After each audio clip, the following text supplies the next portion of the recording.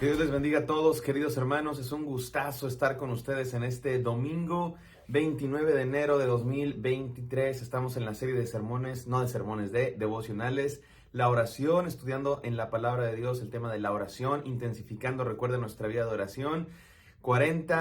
Durante 40 días, 10 minutos más de lo que siempre oramos. Y bueno, el reto se va a acabar en el día 40, pero la vida de oración continúa y seguimos fortaleciendo y hablando con Dios todos los días. Y espero que para todos haya sido muy provechosa esta serie de devocionales. Esté siendo, porque todavía nos faltan más días. Y recuerden que en esta semana nos hicimos la pregunta, ¿por qué oramos? Como ¿por qué oramos? Y dijimos varias cosas. Y el día de hoy vamos a responder una pregunta específica. ¿Podemos convencer a Dios?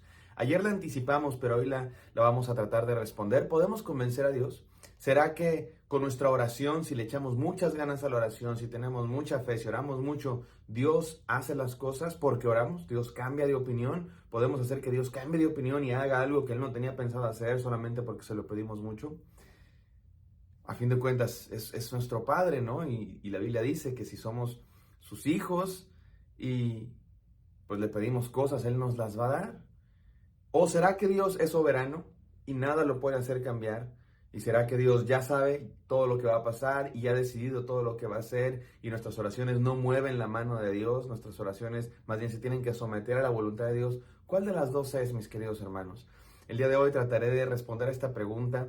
Y saben que ninguna de las dos es completamente cierta. Lo que tenemos que hacer es que tenemos que ver al panorama completo de quién es Dios. Y no es fácil de responder porque estamos hablando de Dios. No podemos explicar a Dios con palabras humanas.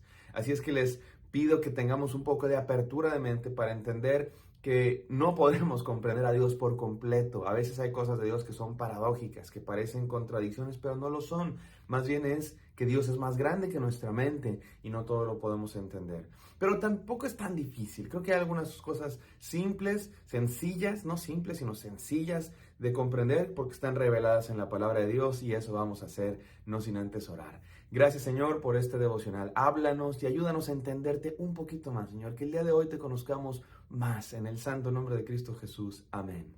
Amén, mis amados hermanos. Vamos a ir a la palabra de Dios y pude haber escogido yo varios textos para responder esta pregunta. ¿Podemos convencer a Dios? Uno de ellos es esa parábola de nuestro Señor Jesús. Contó una parábola en la que dice que Dios es como un juez. Más bien cuenta que había un juez y una mujer le pedía justicia. Y el juez no quería hacerle justicia, pero esta mujer insistió e insistió e insistió e insistió e insistió e insistió hasta que el juez, le hizo justicia. Y después dice Jesús que así es Dios. Si le pedimos cosas, Él nos va a dar. También Jesús dice que si nosotros somos seres humanos imperfectos, pero le damos cosas buenas a nuestros hijos, ¿cuánto más no nos va a dar cosas buenas Dios si se lo pedimos? Pero la Biblia también dice que Dios ya sabe lo que necesitamos y que Él nos da lo que no necesitamos. Entonces déjenme reflexionar en esta parábola donde esta mujer pide justicia y está molesta y molesta y molesta al juez hasta que el juez le cumple su petición y hace su justicia. ¿Qué nos enseña esa parábola? Primero que nada tenemos que entender que en las parábolas no todo lo que dice la parábola tiene una correlación con aquello a lo que representa. Por ejemplo, en esta parábola, este juez es un juez malo, no es un juez que quiere hacer justicia.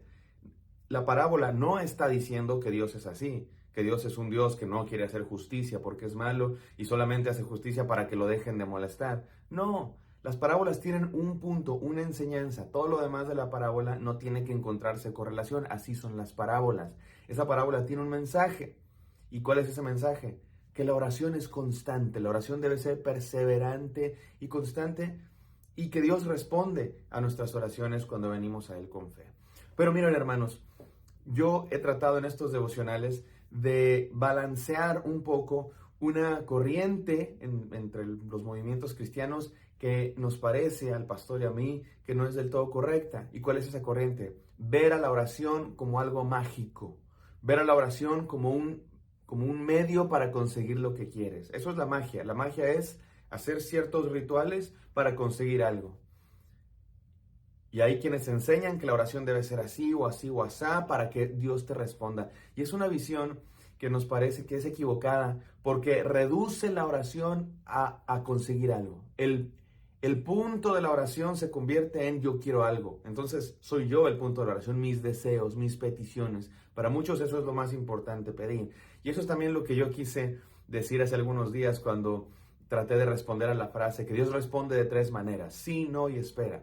Y miren, no es que sea completamente mala esa frase, tiene algo de verdad. Cuando pedimos algo a Dios, Dios nos puede decir que sí, nos puede decir que no, nos puede decir espera. También nos puede decir algo mucho más largo, porque Dios se relaciona. Dios es una persona. Imagínate que yo le digo a mi esposa: mi amor, te voy a decir sí, no o espera. ¿Qué clase de relación es esa? No, yo con mi esposa tengo un diálogo, platicamos. No solamente le digo 3 palabras. Dios es más, Dios es mucho más grande que cualquier ser humano, y nuestra relación con Él tiene que ser más profunda que solo un sí, no o espera. Y creemos que algunos de los peligros de pensar así es que convertimos a la oración en solamente un medio para pedir cosas. Todo lo que queremos es, no, la oración es para tener una relación con Dios. Entonces, ¿cómo funciona esto de pedirle cosas a Dios? Mis queridos hermanos, tiene que ver con la relación. Tenemos una relación con Dios y Dios nos da cosas no porque lo convencemos, no porque estamos moleste y moleste y moleste y moleste. Nos da cosas porque nos ama, porque quiere tener una relación personal con nosotros, porque es nuestro Padre. Y Dios sí responde a nuestras oraciones. No significa que nosotros movemos la mano de Dios. Y aquí es lo paradójico del asunto. Porque miren, Dios ya sabe lo que va a hacer, Dios ya sabe lo que va a pasar. Entonces, yo lo convencí, y si yo no hubiera orado, no me responde mi oración. Las cosas con Dios no funcionan así, mis queridos hermanos, porque Dios ya lo sabe todo. Y Dios ya sabe que se lo vamos a pedir, y Dios ya sabe que nos lo va a dar porque nos ama. Pero lo que tenemos que entender es que Dios no quiere que le pidamos para convencerlo o para avisarle, como si Dios no supiera. No, Dios ya sabe lo que necesitamos, no tenemos que decirle lo que necesitamos. Él quiere que le pidamos las cosas porque quiere tener una relación con nosotros, una relación real. Y para explicar mejor esto, voy a ir a un pasaje de la Biblia que está en Éxodo 32. Y esto es cuando el pueblo de Israel ha pecado, han adorado al becerro de oro, y Dios está molesto con el pueblo. Y miren lo que pasa.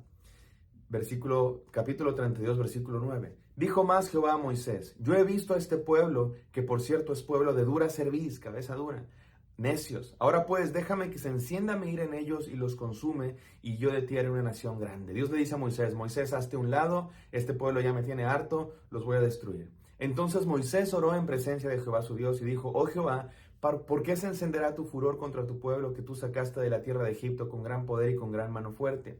¿Por qué han de hablar los egipcios diciendo: para mal los sacó, para matarlos en los montes y para raerlos de sobre la faz de la tierra? Vuélvete del ardor de tu ira y arrepiéntete de este mal contra tu pueblo.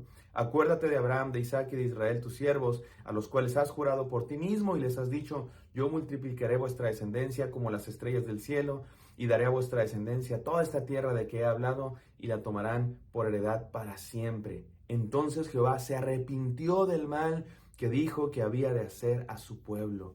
Mis queridos hermanos, qué interesante palabra. Dios se arrepintió de algo que quería hacer. ¿Qué está pasando en este texto? Les voy a confesar, mis queridos hermanos, esta es la tercera vez que grabo este devocional, porque las otras veces me salieron demasiado largo, porque yo expliqué demasiado, pero me voy a limitar a dar las enseñanzas, porque no puedo explicar yo todo lo que quisiera yo explicar. Solamente voy a decir una cosa.